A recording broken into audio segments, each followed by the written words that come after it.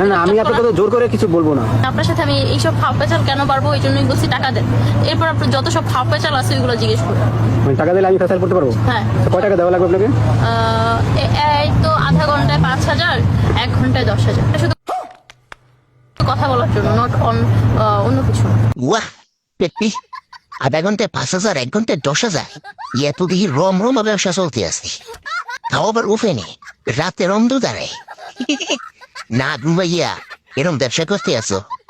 কোনো সমস্যা নাই, ব্যবসা করো। কিন্তু কয়দিন আগে তোমার একটা ভিডিও দেখছিলাম, এই ভিডিওতে তুমি তো অন্য কথা কইছো। চলো তো একটু দেখে আসি তুমি সেই ভিডিওতে কি কথা কইছিলে। তো সবার উদ্দেশ্যে একটা কথা বলি ভাই, এখন মিডিয়াতে ম্যারিড আর আনম্যারিড নেই। এখন আপনি একটা আনম্যারিড মেয়েকে গিয়ে একটু দেখবেন যে ভিতর দিয়ে সব ঝুনা হয়ে গেছে, মানে একটু খোঁজ লাগান আর কি তাদের সম্বন্ধে, দেখবেন যে ভিতর দিয়ে ঝুনা হয়ে গেছে। তো ওইটার ভিতরে আর আমার ভিতরে কিন্তু কোনো তফাৎ নেই। আমারে ঝুনা করছে আমার জামাই, আর ওদেরকে করছে একদম 10-20 জন মিলে। তোমারে জুনা করছে তোমার জামাই, আর বাকি 8-10টা মাইয়ারে জুনা করছে 10-20 জন মিলিয়া। তাহলে এটা কি ছিল পিকনিক? তো কয় টাকা দেওয়া লাগবে আপনাকে? এই তো আধা ঘন্টায় 5,000, 1 ঘন্টায় 10,000। এখন আবার কইও না এগুলো তোমার জামাই সব, ওর কাছ থেকে তুমি খরচপাতি নিতে আসো। তোমার কোনো ভরসা নেই, তুমি যে কোনো সময় যে কোনো কিছু কুইয়া ফেলো। আধা ঘন্টায় 5,000, 1 ঘন্টায় 10,000। কিন্তু আমি এটা তো অবাক নেই, আমি আশ্চর্য হইতে আছি এই টাকা আবার পুরুষরা দিয়েও দেয়। বাংলাদেশে কি এরকম বোধহয় পুরুষ আছে? অবশ্য আছে। ওরা যেটা বিয়ে করছে ওটা তো একটা পুরুষ। ইয়াহং পাইছি, ও এত টাকা পায় কুই, এত মেকআপ যে করে, এই যে কথা বিউটি পার্লারে হাম দেয় যায়, এত টাকা পায় কুই? হয় অত নাটকও করে না, সিনেমাও করে না, বিজ্ঞাপনও করে না। এখন পাইয়া গেছি অত রমরমা ব্যবসা করে। আধা ঘন্টায় 5,000, 1 ঘন্টায় 10,000।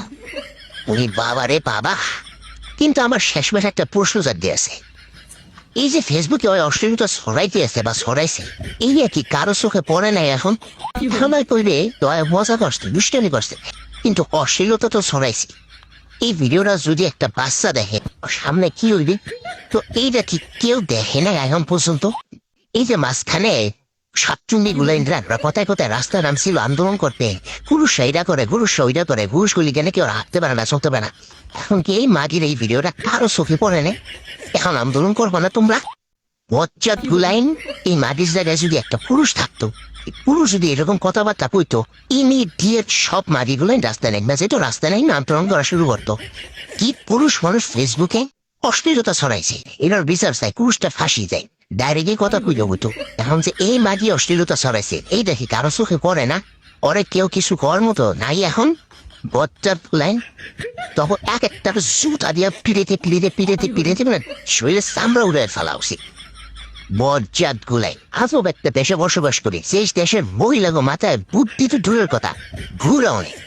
মাথায় যদি ঘু থাকতো তাও একটা মনে শান্তি দিতে পারতাম না, অন্তত মাথায় ঘু আছে, মাথায় ঘু নেই গো।